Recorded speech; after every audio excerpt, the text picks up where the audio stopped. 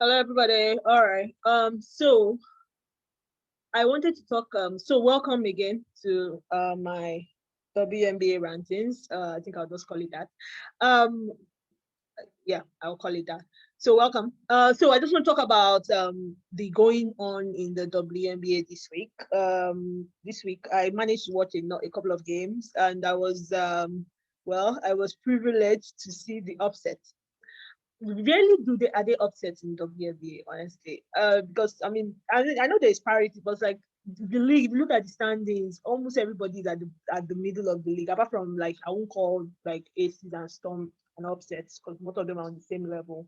I wouldn't call I wouldn't call Sky Liberty an upset. I wouldn't call Sun Aces an upset. Get so you really see like real upsets in WNBA. Well, we saw one yesterday, and it was fun.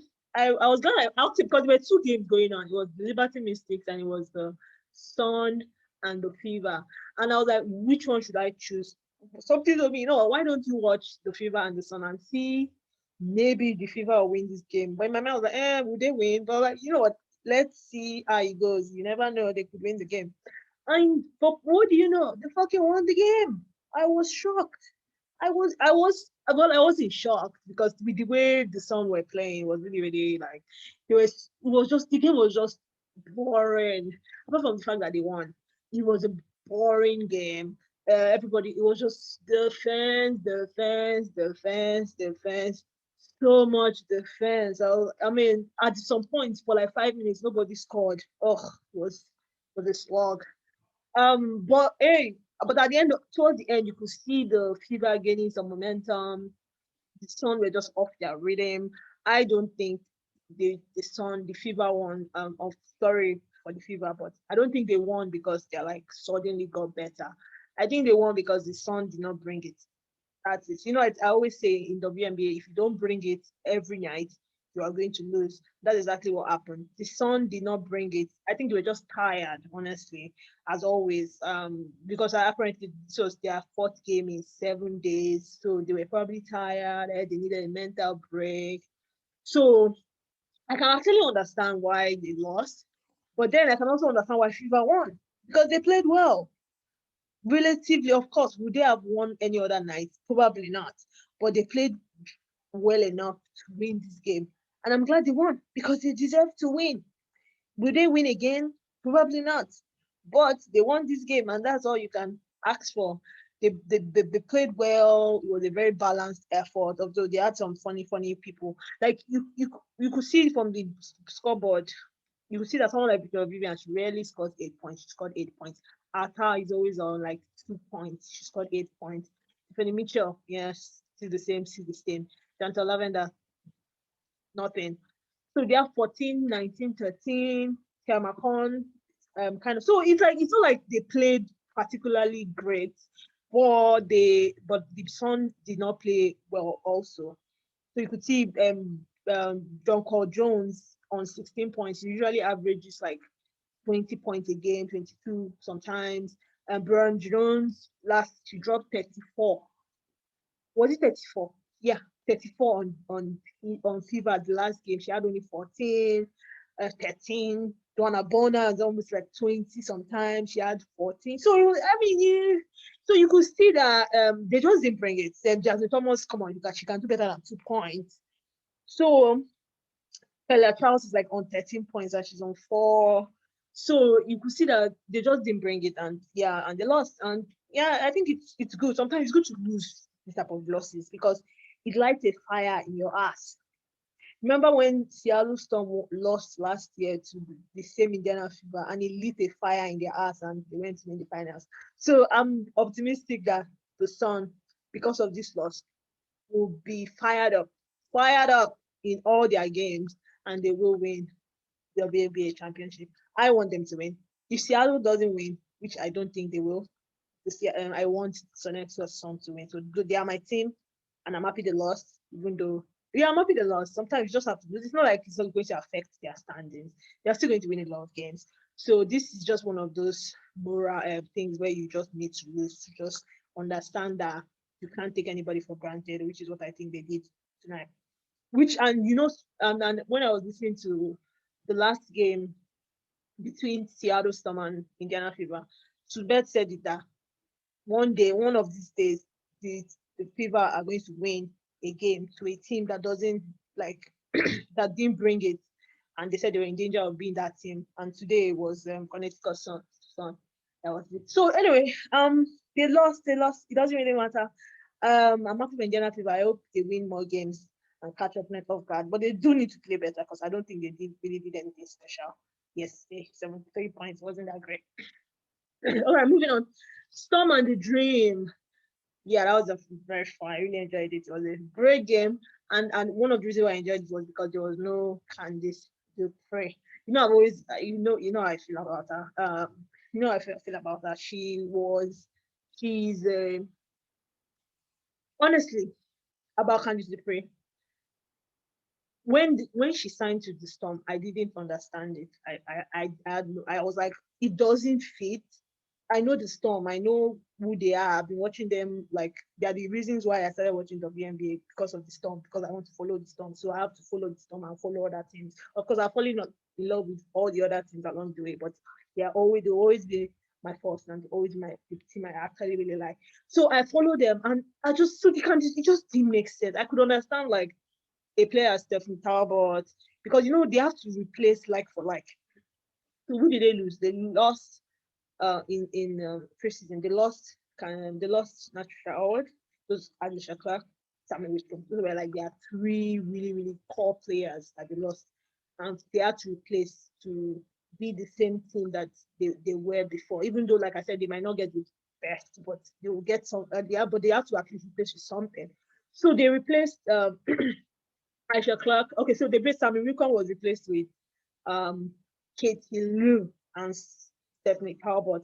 Although Stephanie Talbot is 100% better than Katie Lou, but I can understand Katie Lou because I mean she's a 3-point shooter, and if she wants to defend, she can defend. So I can understand them signing the two of them. For Sammy Whipcomb, Effie Prince does exactly what she does. It's just that she has more fire than Sammy Whitcomb. Effie Prince sometimes, but she does know how to knock those threes, and she can do some smart defending. But I think she's a bit older, so she has kind of lost her step. So she's not as fiery as she was before. But I still think she's definitely a good player. So she definitely replaced Sammy Whitcomb. Good. Then Nasha Howard, which was really one of the, to me, the glue that held Seattle Storm together. Like they were the reason she was the reason why Seattle Storm was the championship team. Because not that she's the best player, although you could even argue that she is one of the best players in the league. Because that babe is a three. She can score in three positions. She can shoot the threes. She's very good at a center. She can attack the rim. She's very good at finishing at the rim, and she's very good at transition. She's very good at transition offense. Like she runs the floor really well.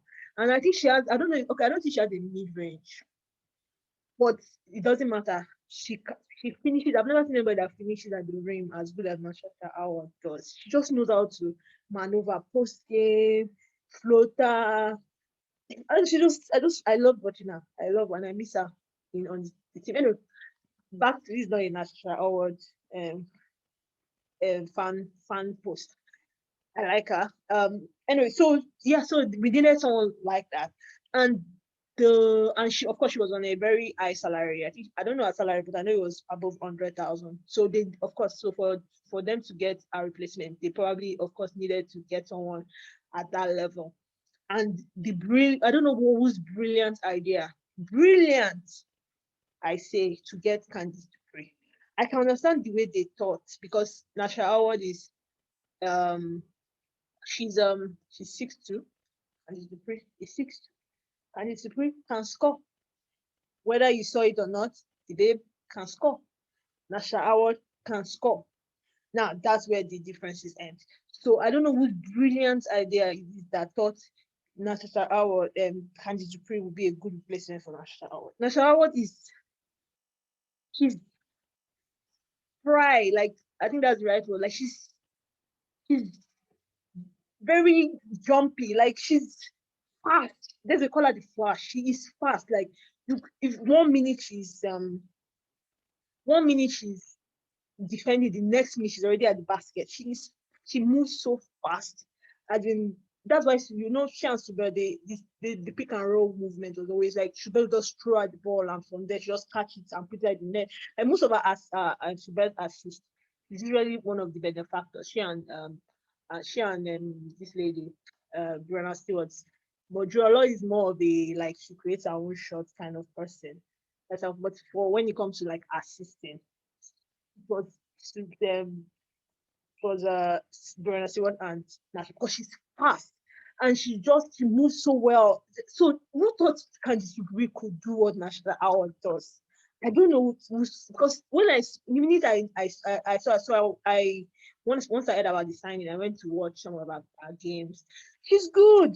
She's good. She really knows how to like Candice Dupree. I mean, like she knows how to that her mid range. She knows how to, but I just didn't see it.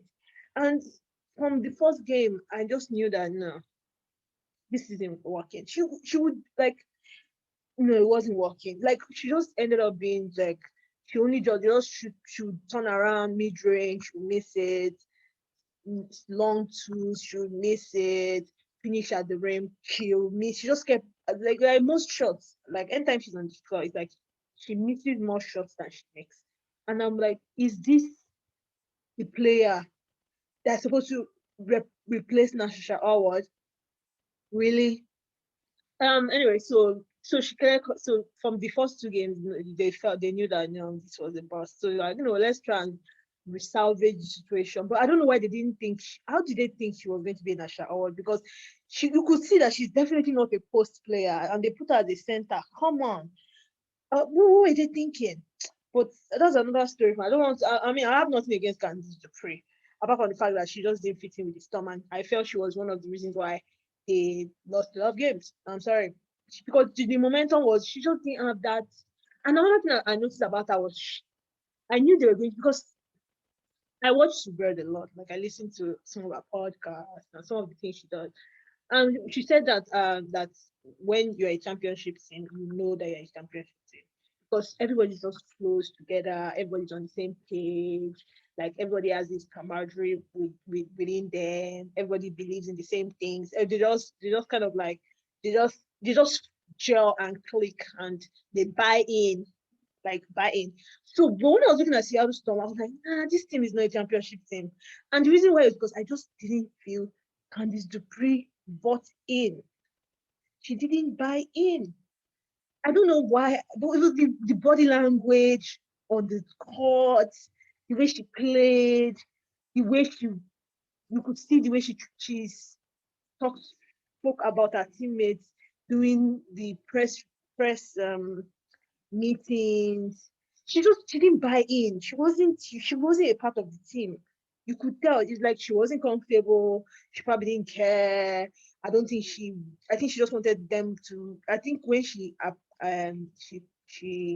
applied for the uh, when she got the deal, I think she thought that Seattle Storm would still have Marsha Howard, Alsha Clark, and Sam Wickham. That like so I think that's what she thought. But then when she came in and she realized that these guy people have gone, oh, now she has to like be like she has to be on a rebuilding team of some sort, and she felt, I think she just didn't like it. Then she didn't get the role that I think she wanted to be like one of the key contributors. But you can't be a key contributor when you have Drew Lloyd and Brianna Stewart on the same team. You just can't.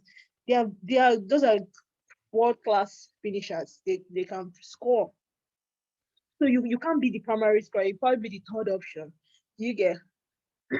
So yeah, so you could tell that she didn't really fit in, even on the court, off the court, she just didn't fit in.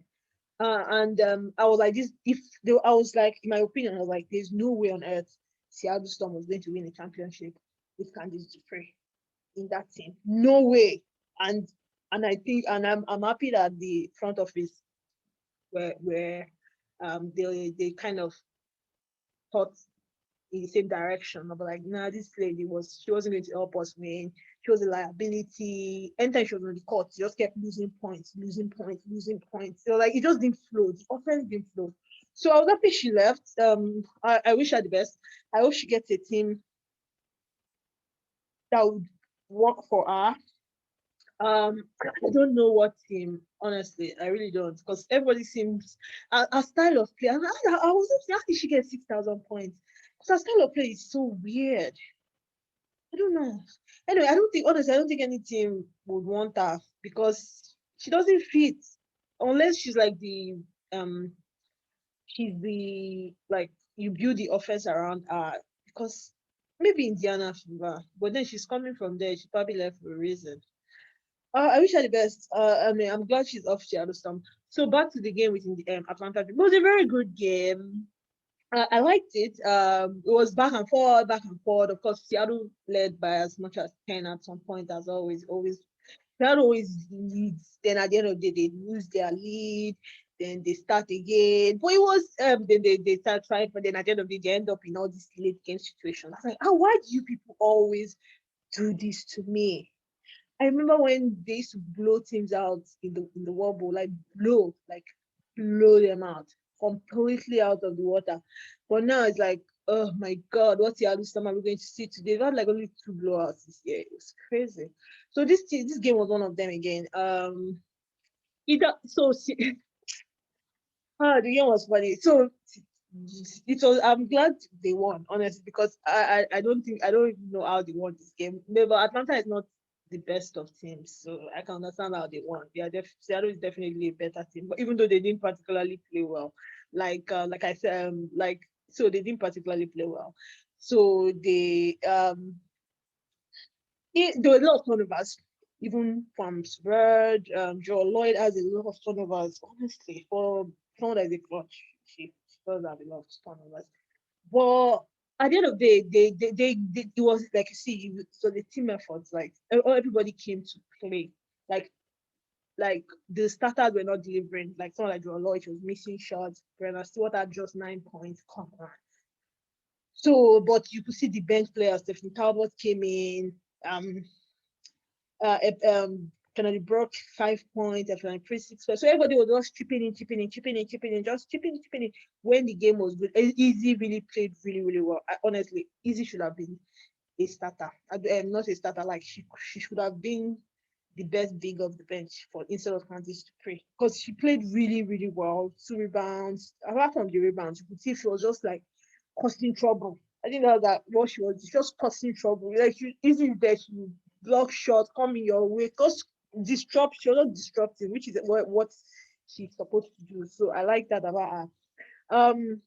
Then Canada 2 came.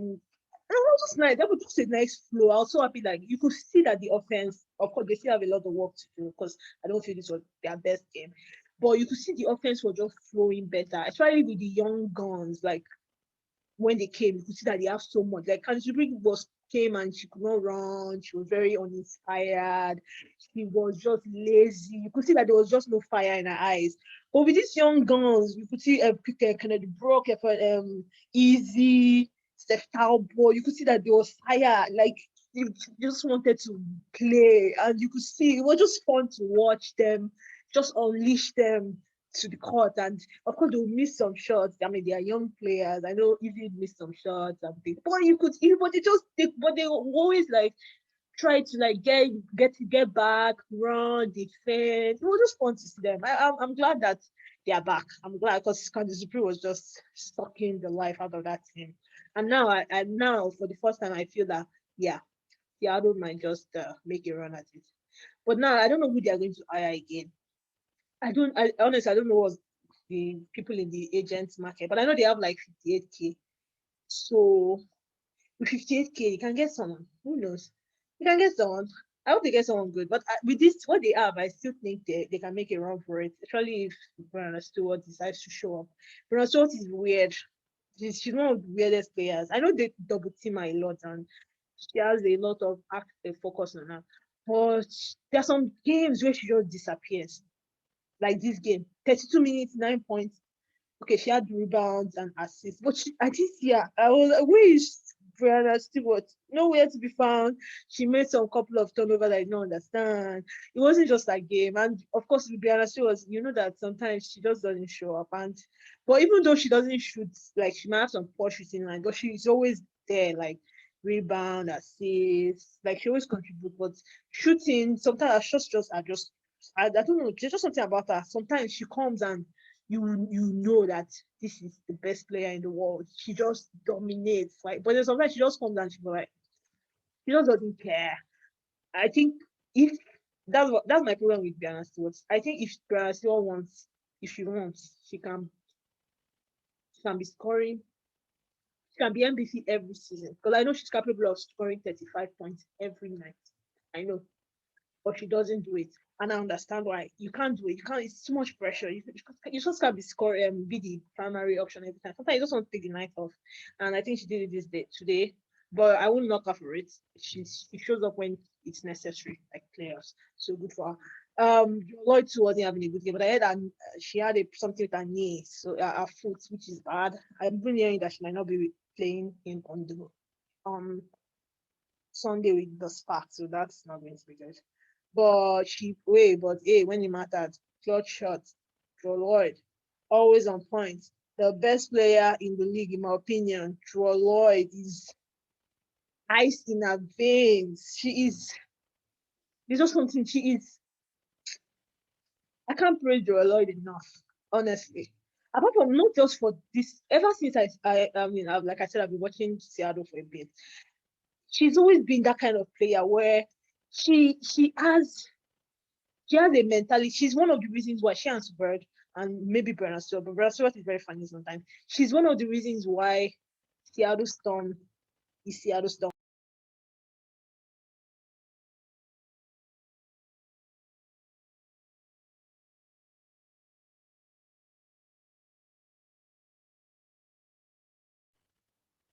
And she makes sure that she does not lose this game. She has this I will not lose this game, and she doesn't lose this game. Like she just has, you could see it in her eyes that we're not losing this game. And when they needed her, they got her. And I always say this in that Vegas game, if Joe Lloyd has been the person with that ball instead of Subert, because I don't know what Subert was doing with the ball, or Subert has passed it, I think Joe Lloyd was double teamed, honestly. I don't know what happened, but my point is that if Joe Lloyd was with that ball, there's no way we are losing that game. No way. It's Joe Lloyd. I trust that lady with my life. She is good. She's good. But so good for them. I'm happy they won. I hope they win against Sparks, which I hope they will. But if they don't bring it, they'll lose. But I really hope they do win. I hope they win the Commissioner's Cup. Well, not the Commissioner's Cup. I hope they get to play in the Commissioner Cup game, and I hope they win. Yeah. So that's it. Then there's something else I wanted to say about them. Yeah, they should really, and they should stop getting into these situations. Why?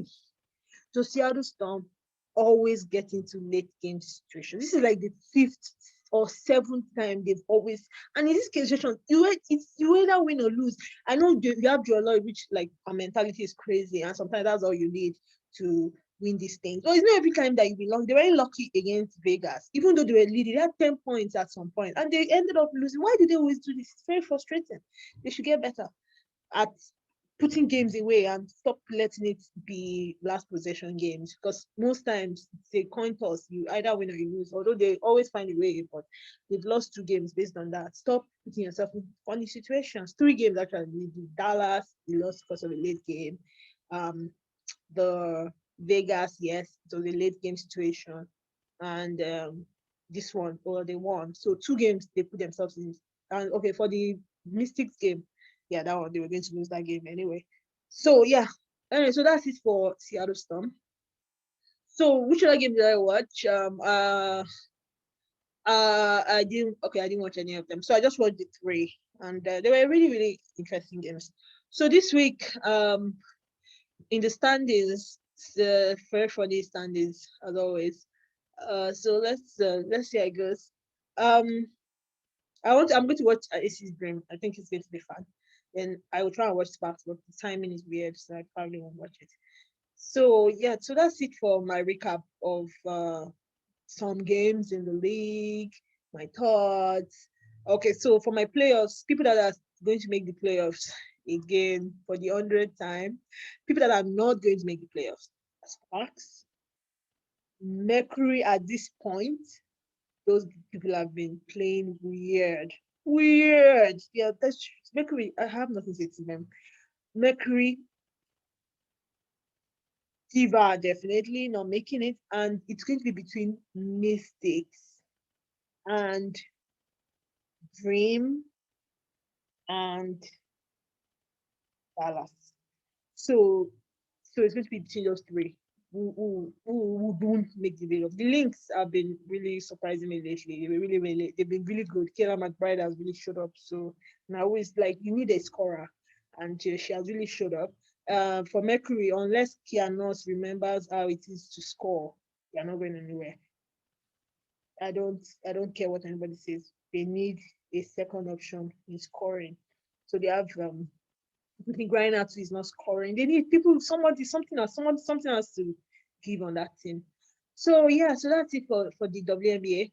Have a good week, and thank you for listening if you are, and wish you all the best this week. Bye.